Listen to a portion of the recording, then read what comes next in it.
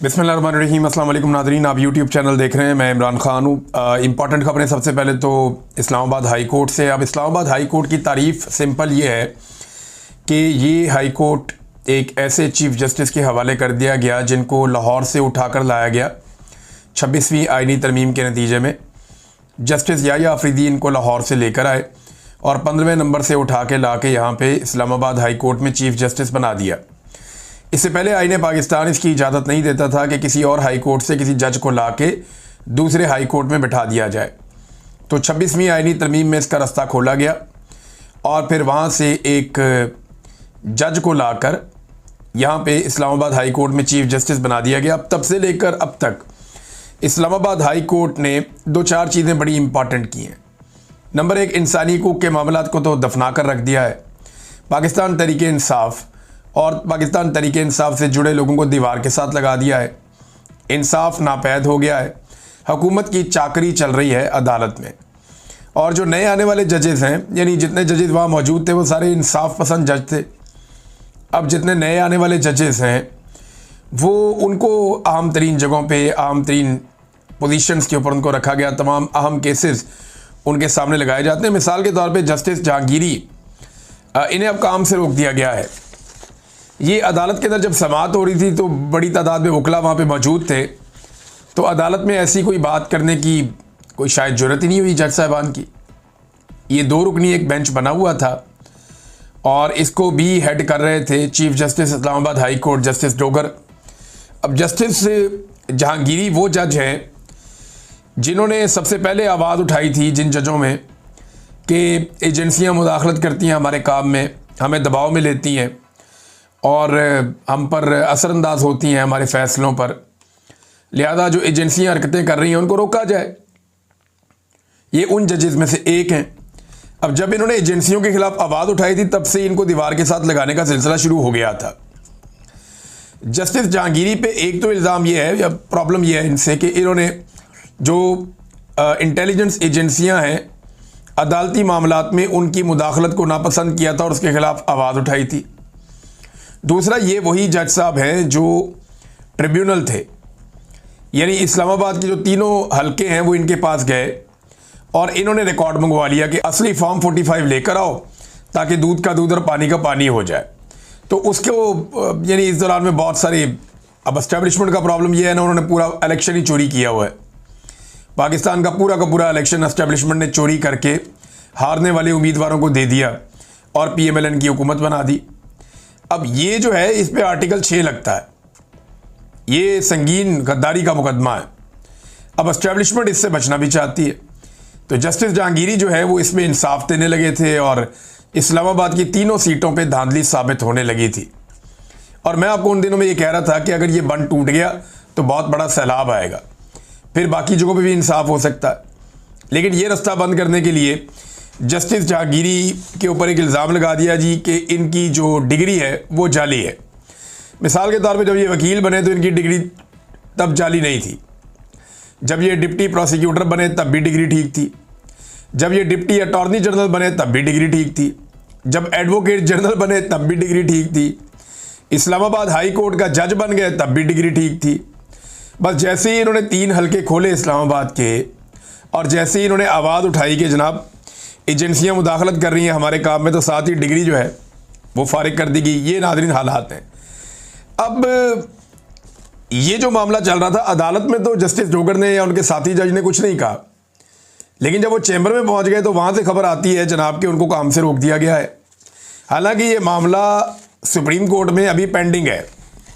यानी यहाँ कुछ अहम सवालात उठ जाते हैं कि 1 साल 2 महीने के बाद आज पहली समाअत थी और मेडिकल ग्राउंड पर वकील भी पेश नहीं हुआ और साथी वकील पेश हुआ, उसने कोई हकायक भी पेश नहीं किए, ना कोई सवालात हुए ना जवाबात हुए।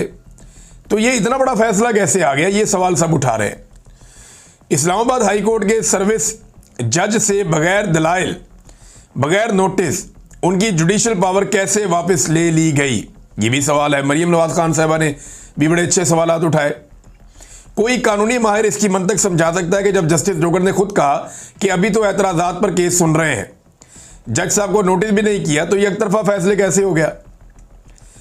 अदालत को यह भी तय करना था कि सुप्रीम जुडिशल काउंसिल में शिकायत के हतमी फैसले तक आईनी दरखास्त दायर भी हो सकती है या नहीं, फिर फैसला हो गया। यानी एक मामला सुप्रीम जुडिशल काउंसिल में है, जब तक वहां पे कोई मामला हल होता है या नहीं होता तब तक क्या ये मामला इस्लामाबाद हाई कोर्ट में सुना भी जा सकता है या नहीं। लेकिन क्योंकि एस्टेब्लिशमेंट की ख्वाहिश है और एस्टेब्लिशमेंट को ऐसे जजेस पसंद नहीं है जो इस वक्त कानून की, आइन की और इंसाफ की बात करें, लिहाजा एक और जज को रस्ते से हटाने का बंदोबस्त एस्टेब्लिशमेंट ने किया है। और ये सब पसंद और नापसंद की बुनियाद पे हो रहा है। सिर्फ जिद है एस्टेब्लिशमेंट की कि हमने इस मुल्क के हर इदारे को, हर शख्सियत को, हर सियासी जमात को, हर सहाफ़ी को, सबको हमने फतह करना है। कश्मीर फतह हो नहीं रहा और ये सारा पाकिस्तान के अंदर ही फतह के झंडे गाड़ते चले जा रहे हैं। बहरहाल ये एक बहुत बड़ी ज़्यादती है जो जज साहब के साथ कर दी गई है। मैं तो एक बात कहूँगा कि ये बारी बारी सबकी बारी, ये जितने जजेस इंसाफ और कानून के साथ खड़े होना चाहते हैं उन्हें इकट्ठा होना पड़ेगा। अगर वो इकट्ठे नहीं होंगे तो याद रखिएगा कि बारी बारी सबकी बारी, ये सारे जजेस ज़ेरे अताब आएंगे क्योंकि एस्टेब्लिशमेंट की ब्रेकें कहीं नहीं लगनी। ईमान मज़ारी साहबा का लाइसेंस मनसूख करवाने के लिए इस्लामाबाद बार काउंसिल में एक शिकायत दायर कर दी गई कि जनाब ये मुल्क की दुश्मन है, इसके ऊपर इंक्वायरी की जाए।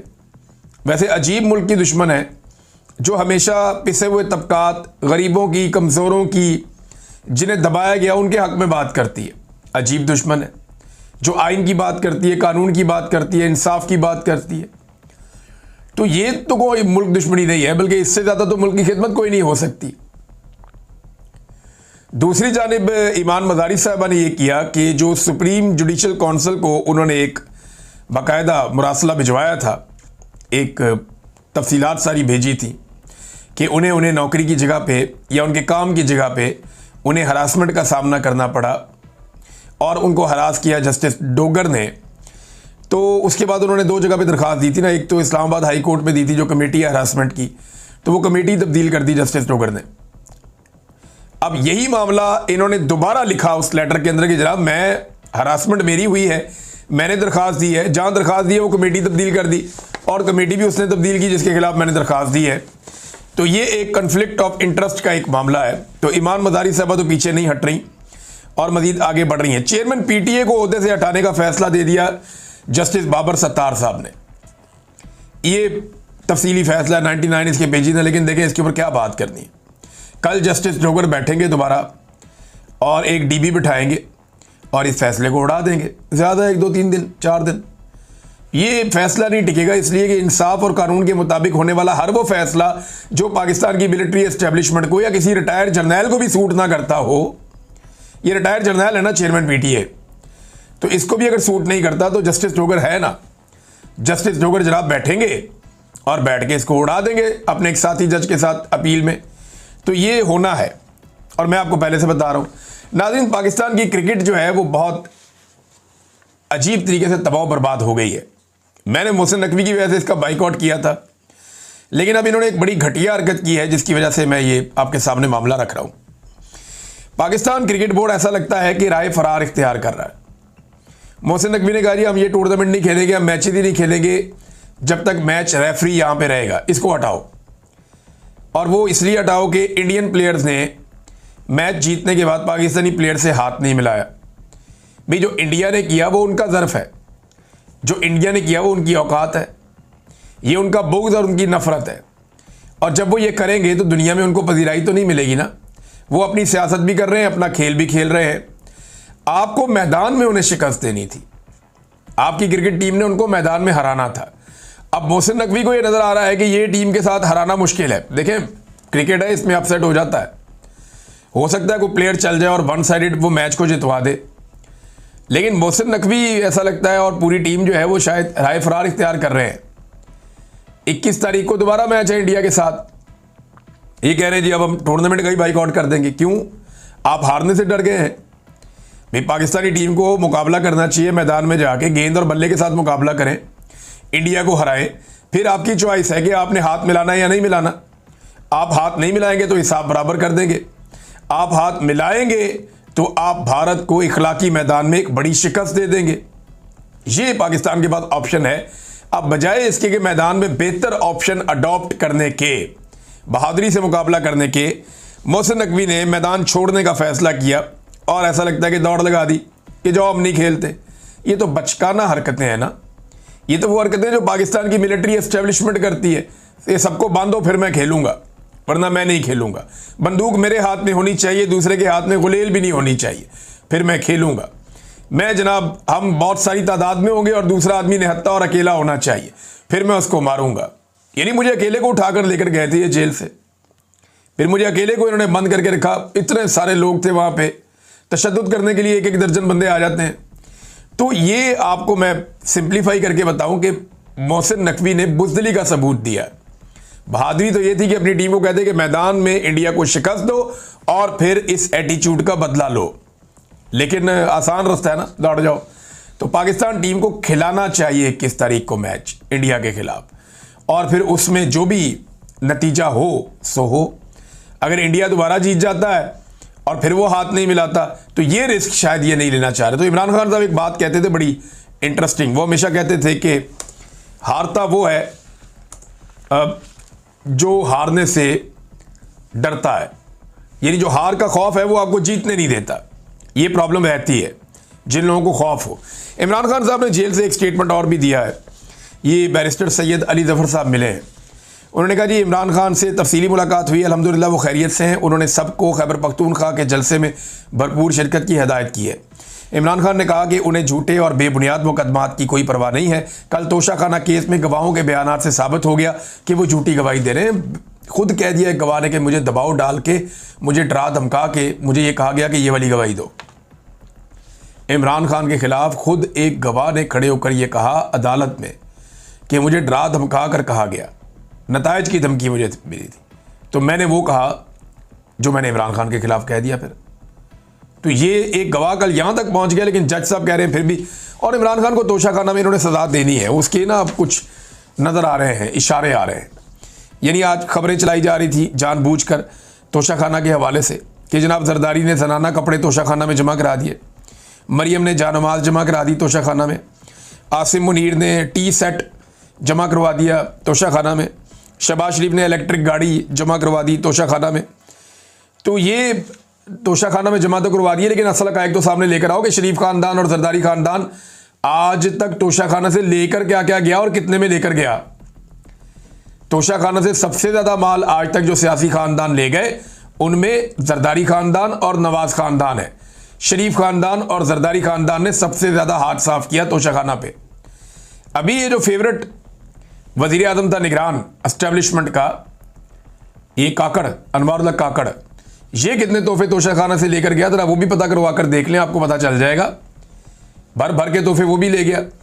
चलें, आसिम मुनीर साहब ने ये टी सेट तो वापस कर दिया, लेकिन ये पता करें कि आर्मी चीफ को कितने तोहफे मिले हैं। यानी मुख्तलिफ आर्मी चीफ आते रहे ना, चले पिछले 5 या 10 आर्मी चीफ का रिकॉर्ड निकाल लें कि पिछले 10 आर्मी चीफ को तोशाखाना में टोटल कितने तहाइफ मिले हैं और वो तहाइफ वो कितने पैसे देकर अपने अपने घर ले गए और किस फार्मूले के तहत वो अपने अपने साथ ले गए। ये सवाल पूछा जाना चाहिए, ये होना चाहिए। मुशर्रफ दौर से शुरू कर लें, कियानी साहब को देख लें, उसके बाद राहील शरीफ को देख लें, कमर जावेद बाजुआ को देख लें, फिर हाफिज आसिम मुनीर को देख लें कि इन्होंने कितने कितने तोहफे ही अपने घरों में लेकर गए। अब एक टी सेट जमा करवाया। ये सारी एक ना फेस सेविंग बनाई जा रही है और एक माहौल बनाया जा रहा है कि इमरान खान साहब को तोशाखाना में सजा देनी है, और ये इसके इशारे हैं। जिन्हें समझ आ जाए उनको आइडिया है कि अब क्या होने जा रहा है। बहरहाल इमरान खान साहब ने कहा कि कोई भी मुल्क जहां कानून की हुक्मरानी हो ऐसा केस फ़ौरन खारिज कर दिया जाता है। उन्होंने कहा कि उनकी अहलिया बुशरा बीबी उनकी ताकत है, उन्हें सिर्फ इमरान खान को ज़हनी अजियत देने के लिए कैद तन्हाई में रखा गया है, मगर वो मजबूत हैं और अपनी जद्दोजहद से पीछे नहीं हटेंगी। खैर, सियासी ख़वातीन को इस तरह के सलूक का निशाना बनाना पाकिस्तान की माशरती रवायात के ख़िलाफ़ है और उसकी तारीख़ में कोई मिसाल नहीं मिलती। इमरान खान ने दौलत मुश्तरका यानी कॉमनवेल्थ की रिपोर्ट के हवाले से भी गुफ्तगू की, जिसमें 8 फरवरी के इंतखाबात में वसी पैमाने पर धांधली साबित की गई और हुकूमत पर बुनियादी सियासी हुकूक जैसे कि आज़ादी इज़हार राय और इज्तिमात के इनेकाद पर पाबंदी का इल्ज़ाम लगाया गया है। इमरान खान ने कहा कि यह दुनिया की तारीख का सबसे ज़्यादा धांधली ज़दा और फ्रॉड इलेक्शन था। कोई भी बाइखलाक हुकूमत होती तो इस रिपोर्ट के बाद इस्तीफ़ा दे देती। नाज़रीन, ये रिपोर्ट जो है वो अमेरिका और बरतानिया के अखबारात में छप रही है और तनकीद भी हो रही है इस रिपोर्ट को लेकर दौलत मुश्तरका या जो कॉमनवेल्थ है उसके ऊपर। कि जनाब ये रिपोर्ट इन्हें शाया करनी चाहिए थी, लेकिन आज पौने 2 साल हो गए हैं, तो अब जाके ये रिपोर्ट लीक हुई है। तो कॉमनवेल्थ को ये रिपोर्ट पहले शाया करनी चाहिए थी। उनके ऊपर बहुत तनकीद हो रही है, और तनकीद ये हो रही है कि पाकिस्तान की मिलिट्री एस्टेब्लिशमेंट ने अपना असर रसूख इस्तेमाल करते हुए ये रिपोर्ट रुकवाई थी। अब देखें ना, मुफ्त में तो रुकती नहीं है, ऐसा तो नहीं होता कि कॉमनवेल्थ आपकी रिपोर्ट रोक दे और मुफ्त में रोक दे। आपको हर चीज़ की कीमत अदा करनी पड़ती है ना। डोनाल्ड ट्रंप ने लंच करवाया था, तो कोई लंच फ्री नहीं होता। पाकिस्तान को बहुत सारी मादनियात देनी पड़ी हैं, मुआहदे करने पड़े हैं एक ऐसी कंपनी के साथ जिसकी ये कैपेसिटी नहीं है। बहुत छोटी सी कंपनी है, बहुत मामूली उसकी हैसियत है, लेकिन अमेरिकी कंपनी है, उसके साथ इनको मुआहदा करना पड़ा और जैसे उन्होंने चाहा वैसे करना पड़ा। तो हर चीज़ की आपको कीमत देनी पड़ती है। अब इसराइल का मामला हो, ईरान का मामला हो, चाइना का मामला हो, रशिया का मामला हो, पाकिस्तान को बहुत सारी बातें अमेरिका की माननी पड़ेंगी। लंच जो किया हुआ है आपने, तो अब नादरीन इस वक्त इमरान खान साहब का ये पैगाम आपने सुन लिया जो जेल से आया। पंजाब बार काउंसिल का एक इलेक्शन होने जा रहा है नादरीन, और ये जो पंजाब बार का इलेक्शन है ना, ये बहुत इंपॉर्टेंट है। पंजाब बार का इलेक्शन 1 नवंबर को हो रहा है। पंजाब बार का इलेक्शन अगले 5 साल में मुल्क में आइन और कानून की हुक्मरानी या पामाली के लिए अहम होगा। अगर फतह इमरान खान की हो जाती है तो हुकूमत के लिए मसाइल पैदा हो जाएंगे मौजूदा रजीम के लिए, और अगर हुकूमती हमायत याफ्ता वकील जीत जाते हैं तो फिर 27वीं आइनी तरमीम समेत आइन में मजीद सुराख धड़ल्ले से किए जाएंगे, ये शाकिर महमूद साहब कह रहे हैं। तो क्योंकि देखें ना, आइन का बेड़ा गर्क तो पहले हो गया है, अब इनको मजीद हौसला चाहिए। अपने बंदे जितवाने के लिए सर तोड़ कोशिश करते हैं। सुप्रीम कोर्ट में भी अपना बंदा लेकर आए, हर जगह पे अपना बंदा लेकर आते हैं। इस्लामाबाद हाई कोर्ट में ये हुआ कि जीते इमरान खान के नाम पे वोट लेकर और बाद में जाकर गोद में बैठ गया एस्टेब्लिशमेंट की, ये भी हुआ। तो अब यहाँ पे भी जो है वो देखना ये है कि पाकिस्तान तहरीक इंसाफ का हमायत याफ्ता उम्मीदवार जो है उनका अपना उम्मीदवार जीतता है या हुकूमत अपना उम्मीदवार जितवा पाती है। वकला की जो तादाद है वो नो डाउट वो पाकिस्तान तहरीक इंसाफ के साथ है, उनकी सपोर्ट इधर है। आज अवाम हो, वकील हो, फौज हो, कोई इदारा हो, हर जगह बैठे हुए ज़्यादातर लोग जो है 70-80% लोग वो इमरान खान के साथ खड़े हैं, और अवाम में सबसे बड़ी तादाद है जो इमरान खान के साथ खड़ी है। एस्टेब्लिशमेंट इस वक्त ये चाहती है कि दर्जा हरारत कुछ कम हो जाए, लेकिन इमरान खान साहब कोई स्पेस देने के मूड में दिखाई नहीं दे रहे। एस्टेब्लिशमेंट कहती है कि ज़रा थोड़ा दर्जा हरारत कम हो जाए, लोग ज़रा इकट्ठे हो जाएं, आपस में मिलकर बैठ जाएं ताकि कोई इस्तेहकाम आ जाए, क्योंकि जब तक सियासी इस्तेहकाम नहीं होगा तब तक मुल्क में माशी इस्तेहकाम नहीं आएगा। 3.5 साल इन्होंने टकरे मार के देख लिया, लेकिन ये पाकिस्तान में इस्तेहकाम नहीं ला सके। पाकिस्तान तहरीक इंसाफ में भी कई लोग कहते हैं थोड़ा बहुत इमरान खान साहब पीछे हट जाएं, लेकिन इमरान खान साहब बिल्कुल स्पेस देने को तैयार नहीं है। वो नहीं मान रहे ये बात कि वो आसिम मुनीर से शिकस्त खाएंगे। बड़ी उनकी स्ट्रेट पॉलिसी है। नाज़रीन, गंडापुर एक मरतबा फिर अडियाला के बाहर पहुंच गए। अब अडियाला के बाहर वो जाते हैं, शो करते हैं कि मैं इमरान खान को मिलने आया हूँ। ऐसे थोड़ी होती है मुलाकात। गंडापुर एक सूबे का वज़ीर आला है, वो अच्छी तरह जानते हैं कि मुलाकात करने के लिए उन्हें कौन सी चीज़ कहाँ से बंद करनी पड़ेगी। उन्हें पता है कि किस जगह पे वो रुकावट डालेंगे या किस जगह पे वो अपना पाँव ज़ोर से ज़मीन पे रखेंगे तो फिर उनकी मुलाकात इमरान खान साहब से जेल में करवा दी जाएगी। ये गंडापुर साहब बहुत अच्छी तरह जानते हैं। वो सिर्फ ऐसा लगता है कि पब्लिक में एक गिमिक के तौर पे वो जाते हैं वहाँ पे जेल में, और जेल के बाहर वो कल भी गए थे, आज भी गए हैं। वो सिर्फ इस तरह के भी मैं वहाँ गया हूँ, मुझे मिलने नहीं दे रहे, सिर्फ शो ऑफ करने के लिए। लेकिन मिलने का ये तरीका नहीं है। वो एक वज़ीर आला है, वो बहुत अच्छी तरह जानता है कि मिलने का तरीका क्या है। इसमें कुछ तरीके जो है वो माजी में जुनैद अकबर साहब भी बता चुके हैं कि कौन सी जगह कहाँ से अगर बंद की जाए तो कितनी दर्द होती है और मामला कहाँ तक पहुँचता है। तो वो वफाक के साथ ऐसा कुछ कर सकते हैं कि फ़ौरी तौर पे वफाक मजबूर हो जाए गंडापुर की इमरान खान साहब से मुलाकात करवाने के लिए। मगर सवाल ये है कि क्या गंडापुर की नीयत भी है इमरान खान को मिलने की जेल में जाकर? बड़ा सवाल तो ये है। आज बड़े अरसे से जो पब्लिक में एक शिकायत थी, जो लोग बहुत ज़्यादा रोला डाल रहे थे, जो लोग बहुत ज़्यादा गिला कर रहे थे और गंडापुर साहब की बहुत बदनामी हो रही थी, उसको टैकल करने के लिए तो वो जेल के बाहर पहुंच गए। लेकिन क्या जेल के बाहर बैठने से उनकी इमरान खान से मुलाकात हो जाएगी? जो असल रास्ता है इमरान खान साहब से मुलाकात का, वो कहीं और उनको दबाव डालना पड़ेगा और कुछ अमली इक़दाम करने पड़ेंगे। और वो वज़ीर आला है, वो ज़्यादा बेहतर जानते हैं। मैं यहाँ पे कहूँगा तो लोग कहेंगे ये आइडियाज़ दे रहा है, ये इंस्टिगेट कर रहा है। गंडापुर खुद जानते हैं और इसके बारे में पहले बात हो भी चुकी है। नाज़रीन, ईरान ने मजम्मत नहीं की थी, मुरम्मत की थी जब इसराइल ने ईरान पे अटैक किया था। अरब ममालिक इकट्ठे हुए, इन्होंने बैठे, खाया पिया, मुज़ाकरात किए, पाकिस्तानी भी गए, सारे आ गए, और फिर बाद में एक बयानिया भी आ गया, एक स्टेटमेंट भी आ गया। लेकिन वो स्टेटमेंट यही है कि अब के मार, फिर मार के देखना, फिर हम बताएंगे। या आप ये समझ लें कि कोई बस बहुत कमज़ोर सही बयानिया था। अरब जो है ना वो बहुत समझदार है, वो कारोबार करते हैं, वो पैसा वैसा बना रहे हैं, उनके मुल्क बहुत तरक्की कर चुके हैं। वो ये जानते हैं कि उनके पास पैसा है और उनके पास दौलत है, इससे वो दुनिया को कंट्रोल करते हैं अपने आसपास। तो उन्हें लड़ने का शौक़ नहीं है। वो जानते हैं कि लड़ाई होगी तो बहुत नुकसान हो जाएगा, लिहाजा वो इसराइल के साथ किसी जंग में जाना नहीं चाहते। अब पाकिस्तान जैसा मुल्क या कोई इस तरह के और मुल्क हो तो वो ये एडवेंचर को एंजॉय कर सकते हैं कि ये लड़ाई हो जाए, हमारा इसमें फ़ायदा निकल आए। लेकिन अरब ममालिक मुझे नहीं लगता कि वो लड़ाई की तरफ जाएंगे। और अभी तो कुछ लोग ऐसे आइडियाज़ दे रहे हैं बहुत अजीब कि जी अरब ममालिक जो है ना पाकिस्तान की मईशत संभाल ले और पाकिस्तान उनका दिफा संभाल ले। भी ये अजीबोगरीबी बात कर दी है। पाकिस्तान उनका दिफा संभाल ले, क्यों भाई? पाकिस्तान पहले अपना दिफा तो संभाल ले। अगर पाकिस्तान की ऐसी ज़बरदस्त दिफाई कुव्वत है तो हमें कश्मीर आज़ाद करवाना चाहिए ना। पहले अरबों की हिफाजत करने से पहले हमें कश्मीरियों की हिफाजत करनी चाहिए। और अरब वैसे भी आपको जितना मर्जी पैसा दे दें, आपकी जो एस्टेब्लिशमेंट है वो ये डकार जाएगी पैसा। इससे पहले पाकिस्तान को पैसा कम मिला है, पूरी दुनिया से हमने कर्जे लिए हुए हैं, दुनिया के बेशतर इदारों के और मुल्कों के हमने कर्जे देने। तो वो जिन्होंने हमें इमदादें दी हुई हैं, कर्जे दिए हुए हैं, वो इतना पैसा पाकिस्तान में आया तो पाकिस्तान कहाँ गया? कहीं भी नहीं पहुँचा। पाकिस्तान को खुद आगे बढ़ना पड़ेगा। कोई हमारी मईशत नहीं संभालेगा, हमें खुद अपनी मईशत संभालनी पड़ेगी, खुद अपने पैरों पे खड़ा होना पड़ेगा। वरना बाहर से जितना भी पैसा आएगा आपकी एस्टेब्लिशमेंट डकार जाएगी, आपको पता भी नहीं चलेगा। अब तक के लिए इतना ही। अपना ख्याल रखिएगा, अपने इस चैनल का भी